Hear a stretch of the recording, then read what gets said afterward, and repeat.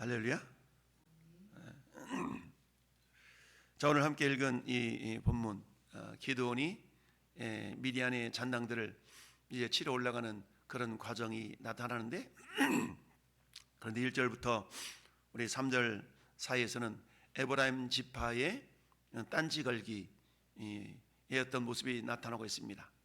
그 내용은 우리 앞장에 보면 20절, 21절, 22절, 아니 24절, 25절 두 절을 말씀을 보면 23절부터 보면 그렇죠. 300용사와 함께 이제 미디안을 물리치러 올라가는 과정 속에서 기드온이 이스라엘 사람들 납달리, 아셀, 온 므낫세로부터 부름을 받고 미디안을 추격했다, 이렇게 나타나 있는데, 그런데 이제 24절에 기드온이 사자들을 보내서 에브라임 온 산지로 두루 다니게 하여 이르기를 내려와서 미디안을 치고 그들을 앞질러 벳 바라가와 요단강에 이르는 수르를 점령하라는 전가를 미디안 사람들한테, 에브라임 사람들한테 합니다. 그래서 에브라임 사람들이 와서 어때요? 수르를 점령하고, 그리고 또 25절에 미디안 두 방백 오렙과 스엡을 사로잡아서 이렇게 죽이고, 그리고 기드온에게 그들의 머리를 가져왔다. 근데 8장에 들으면서 에브라임 사람들이 기드온에게 이르되 네가 미디안과 싸우러 갈 때 우리를 부르지 아니하였으니 우리를 이같이 대접하면 어찌 됨이냐라고 크게 다퉜다 라고 나옵니다. 자, 오늘 말씀의 제목 한번 고백해 볼까요? 기드온의 겸손과 숫곳 사람들의 교만. 예, 기드온의 겸손과 숫곳 사람들의 교만함에 대해서 우리가 묵상할 터인데, 오늘 지금 소디에서 말씀드린 에브라임 사람들이 분명히 7장에서는 미디안 두 방백 오렙과 스엡을 쳐 죽인 그런 사건이 있었습니다. 이 오렙이라는 말은 갈가마기라는 뜻이 있고, 스엡이라는 말은 늑대라는 이름을 가졌는데, 이 당시에 야만인들, 즉 이방인들의 이름은 자기들이 마치 용맹스러운 것처럼 그런 짐승들의 이름을 빗대어서 자기들의 이름을 짓는 경우가 많이 있었는데요, 그만큼 자기 용맹하다는 것을 나타내고자 하는 모습이었던 것이죠. 그런데 이랬던 두 방백 오렙과 스엡을 에브라임 자손들이 추격해서 목을 치고, 그것을 미디안 그 목을 치고, 그리고 그 기드온에게 가져온 사건이 있었어요. 그리고 분명히 에브라임 자손들이 승리했으니까 야, 내가 승리할 수 있어서 참 고맙다, 이렇게 기드온한테 해야 되는데, 8장에 들어와서는 오히려 에브라임 사람들이 기드온한테 와서 따지듯이 얘기하는 거죠. 왜 우리를 부르지 아니했냐? 이 말은 안 부른 것이 아니라 늦게 불렀다는 얘기죠. 이 말은 어떤 의미가 있습니까? 에브라임 지파의 어떤 그 일종의 교만함이라고 볼 수가 있는데요, 그러니까 에브라임 지파 사손들은 교만함과 더불어서 시기심의 발로라고 할 수 있습니다. 여러분, 지금 므낫세는 기드온은 므낫세의 지파잖아요. 그러면 므낫세 지파와 에브라임 지파는 누구의 자손이에요? 요셉 자손이니까 두 몫을 감당했던 요셉 자손. 그러다 보니까 에브라임과 므낫세는 항상 어떤 의식이 있어요? 경쟁 의식이 있었던 것이죠. 이 경쟁 의식이 있었는데 그러다 보니까 이래봬도 우리가 에브라임 지파인데라는 그런 일종의 그런 자신감 내지는 그런 우월감이 있었던 겁니다. 근데 그런 우월감이 있는 에브라임 자손들을 한마디로 말하면 전쟁 초반에 같이 싸워서 우리 좀 싸워줘, 우리 좀 도와줘 라고 그들을 대접하지 않았다는 이유 때문에 시기 질투가 이렇게 작동을 한 겁니다. 그때에 기드온이 이렇게 얘기하죠. 이전에 기드온이 그들에게 이르되 내가 이제 행한 일이 너희가 한 것에 비교가 되겠느냐? 에브라임의 끝물포도가 아비에셀의 만물포도보다 낫지 않냐? 이거는 에브라임 지파를 굉장히 높여주는 그런 모습인 것이죠. 그래서 에브라임의 끝물포도, 보통 끝물이라는 것은 어때요?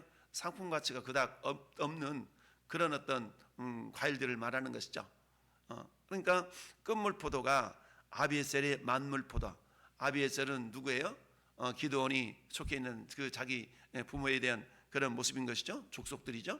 그러니까 우리의 족속보다 니네 족속이 훨씬 더 우월해라고 그들을 높여줌으로 말미암아서 기드온이 그들을 높여줌으로 말미암아서 에브라임 사람들의 어떤 마음이 이렇게 노여움에 풀리게 되는 이런 것들을 보게 됩니다.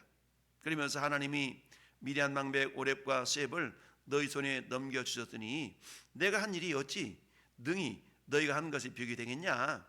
이렇게 하면서 그들이 행한 일을 이렇게 추켜 세워주니까 비로소 어때요? 노여움이 풀렸다라고 말할 수 있습니다. 자, 우리도 그렇거든요. 신앙생활 하다 보면 어때요? 괜히 시기질투심이 작동하는 경우가 많이 있죠. 어떨 때 그래요? 저 사람은 나보다 직분이 낮고 나보다 신앙생활도 나중에 있는데 목사님이 그를 막 인정해 주는 것 같고 막 이럴 때 시기심이 발동하는 경우가 있죠. 근데 우리는 그런 모든 모습들은 뭐예요?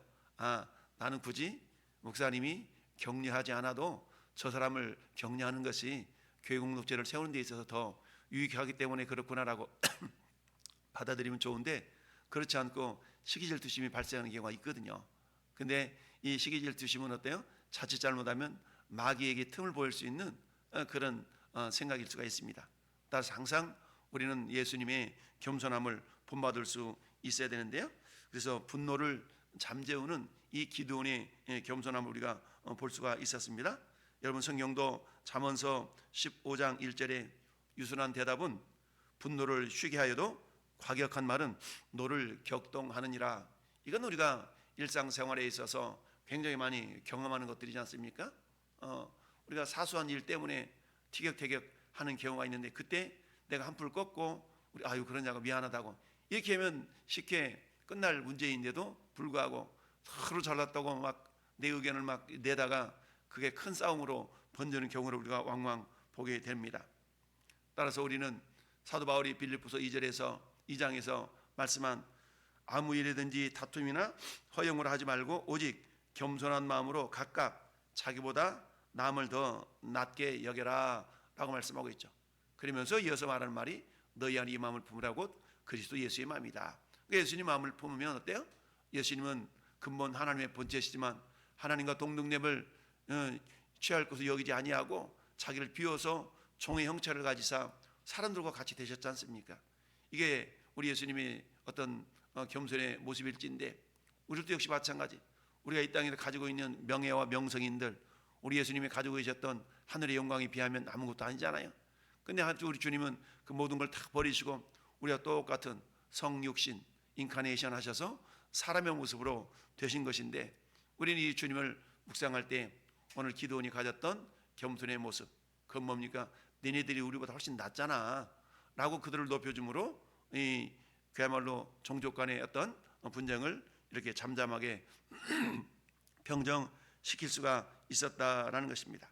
그래서 야고보서는 하나님이 교만한 자를 물리치시고 겸손한 자에게 은혜를 주신다라는 야고보 4장 6절의 말씀도 있죠.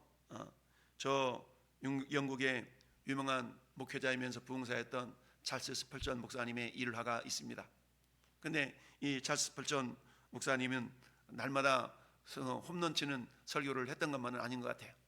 우리가 그분이 유명한 부흥사였지만 때로는 은혜가 되지 않은 그런 설교를 할 때가 있었던 것 같아요. 그때마다 많은 사람들이 비난하는 편지를 이렇게 쓰는 경우가 있었던 거 봐요. 그때마다 스펄전 목사님은 편지를 받아서 나의 실상을 다 알았더라면 이보다 더 심하게 비판했을 것이라며 자기를 낮추곤 했다라는 그런 일화가 있습니다. 비난에 맞서기보다는 어때요? 하나님의 은혜 앞에서 자신을 먼저 세웠기에 수많은 영혼을 살리는 도구로 쓰임을 받았던 것이죠. 그러니까 내 자신의 연약함을 하나님의 은혜 앞에 비추어서 나는 이렇게 연약한 존재이지만 그런 나를 하나님 쓰시는데 라고 한다 그러면 우리는 결코 교만해질 수가 없다라는 이야기죠. 그래서 첫 번째 이 기드온의 겸손을 통하여서 종족 간에 있어질 어떤 다툼과 분란을 잠재우는 모습을 보게 됩니다. 그래서 유순한 대답은 어때요? 가물나 분노를 쉬게 한다라는 잠언의 말씀이 그대로 적용되는 본문이다라고 할 수 있겠죠. 오늘 두 번째 주제는 형제의 고난을 외면하는 그런 안일함의 모습이 숫곳 사람들에게 나타나 있는 것을 보게 됩니다. 4절부터 보면 기드온과 그와 함께한 자 300명이 요단강 이르러 건너고 비록 피곤하나 추격하며, 피곤하면 쉴 법도 한데 어때요? 끝까지 적들을 물리치고자 하는 그런 열심으로 계속 추격해 가니까 얼마나 힘들었겠어요. 그래요. 이제 숫곳에 이르러서 숫곳 사람들한테 말합니다. 나를 따르는 백성이 피곤하니 청하건대 그들에게 떡덩이를 주라. 나는 미디안의 왕들인 세바와 설문나디를 추격하고 있노라 그랬어요. 숫곳 사람들은 갓지파에 속해 있는 야복강 남쪽에 있는 그런 사람들이거든요. 그러니까 숫곳 사람들도 결국 뭐 이스라엘 백성들인 거예요. 그러면 미디안을 정말 물리치기로 가는 그런 어떤 기도원의 모습을 이렇게 협력하고 그래야 되는데 굉장히 숫곳 사람들은 계산적이었던 겁니다. 왜 그랬냐면 가만히 보니까 300명 가지고 지금 13만 5천 명을 쫓아가는 이 형국이 그들의 눈에는 어때요? 도저히 이해될 수가 없었고, 저렇게 쫓아가다는 분명히 질 게 분명한데 우리가 저 사람들을 도왔다가는 나중에 후과가 어떻게 될지를 모르는 겁니다. 그러니까 어때요? 이기적인 생각에 기도원을 도왔다가는 우리가 오히려 큰일 날 것 같아. 그러니까 어때? 발뺌을 하고 이렇게 얘기를 합니다. 그랬더니 6절 말씀에 숫곳의 방백들이 이르되 세바와 살문나의 손이 지금 네 손 안에 있다는 것이냐? 어찌 우리가 내 군대에게 떡을 주겠느냐 하는지라. 이 말은 여기서 앞에 있는 손이라는 말은 손이라는 단어와 지금 내 손에 있다는 그 손이라는 단어가 다릅니다. 언어는 다른데요. 그래서 앞에 있는 손이라는 말 한마디로 말하면 이 세바와 살문나의 손목이 네 손에 있냐 이런 의미거든요. 그래서 앞에 있는 부분들은 그야말로 잘려진 손목을 의미하는 그런 좁은 부분의 손이라면 그 다음에 있는 네 손에 기도원 손이라는 그런 손 전체를 의미한다고 볼 수가 있겠는데, 이 말을 한마디로 말하면 네가 세바와 살문나를 물리쳐서 그들의 손목을 잘라서 지금 네가 승리했다라고 그런 상황이냐? 라고 지금 말하고 있는 겁니다. 그러면서 어찌 우리가 내 군대에게 떡을 주겠느냐 하는지라. 니들이 300명이죠 13만 5천 명을 싸워 이길 수 있는 깜장이나 되냐? 깜이 되냐? 이렇게 한마디로 말하면 비하하고 협조하지 않는 이런 모습을 보이고 있는 것이죠. 그러자 기드온이 한마디로 말하면 속상한 거죠. 그래서 뭐라고 얘기합니까? 7절에 그러면 여호와께서 세바와 살문나를 내 손에 넘겨주신 후에 내가 들가시와 찔레로 너희 살을 찢으리라 하고, 즉 숫곳 사람들은 어때요? 하나님께서 지금 기도원을 통하여서 비록 많은 13만 5천 명이 되는 그런 미리한 사람들이 할지라도 하나님의 역사로 저들을 분명히 물리쳐 이길 것이다라는 그런 모습을 그들은 그런 눈을 가지고 있지 못했던 것이죠. 그저 그들은 어때요? 수적인 열세를 이렇게 바라보면서 도저히 못 이기지 라고 자신들의 이기적인 생각에 의해서 기드온에게 협조하지 않는 그런 이기적인 모습을 보여주고 있는 것입니다. 그럼에도 불구하고 어때요?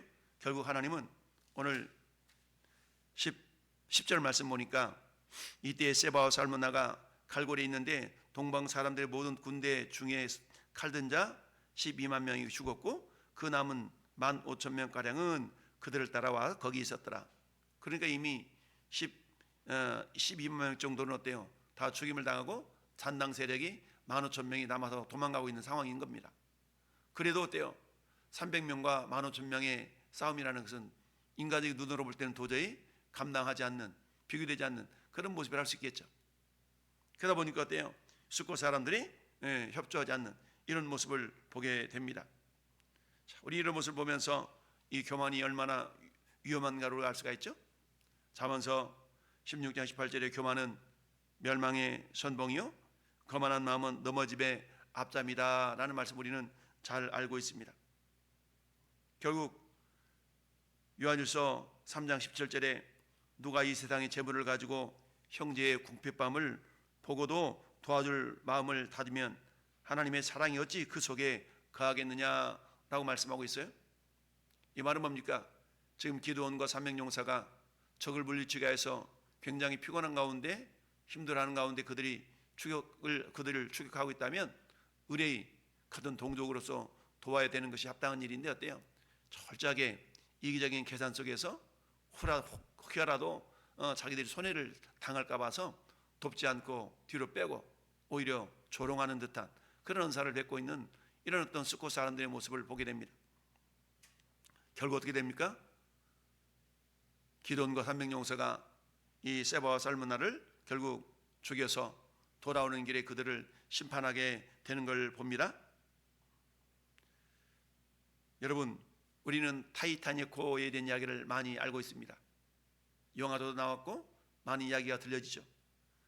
타이타닉호가 침몰할 때 있었던 일화인데 그 근처에 있었던 캘리포니아호라는 배가 있었어요.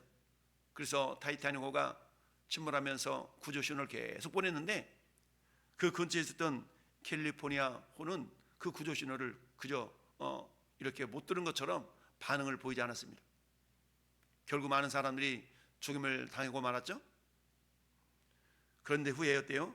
결국 수많은 생명을 구할 기회를 놓치고 역사적인 비난을 받게 되었다라는 얘기죠. 숫곳 사람들 역시 마찬가지 이와 같은 태도는 그야말로 영적 소경의 모습과도 같다라고 말할 수가 있죠. 결국 이들은 어떤 일이 발생합니까? 결국 심판을 당할 수밖에 없었던 것이죠. 결국 미디안의 두 왕 세바와 살므나를 사로잡고 자신들을 모욕했던 숫곳과 분회를 징벌하는 모습을 보게 됩니다. 그렇습니다. 이 모습은 어때요? 결국 장차 이 땅에 재림하실 예수 그리스도의 공의로운 심판을 우리가 예표한다라고 볼 수가 있습니다. 초림은 겸손한 어린 양의 모습으로 예수님이 이 땅에 오셨지만 예수님의 재림은 심판주로 이 땅에 다시 오시게 되시죠. 따라서 우리는 기도원처럼 끝까지 사명을 감당하면서 주님의 승리에 동참하는 자가 되어야 될 줄로 믿습니다. 사랑하는 성도 여러분이요, 오늘 우리는 기도원의 겸손과 숫곳 사람들의 교만함을 묵상해 봤습니다. 비난 앞에서는 자신을 낮춰서 화평을 이루고 하나님의 일에는 계산하지 않고 헌신하는 그런 믿음이 우리에게 필요합니다. 우리를 위해 끝까지 낮아지시고 끝내 승리하신 예수 그리스도를 바라보면서 오늘도 교만을 버리고 겸손히 주님의 길에 동행하며 동역하는 우리 모든 성도들이 될 수 있기를 예수님의 이름으로 축원합니다. 아멘.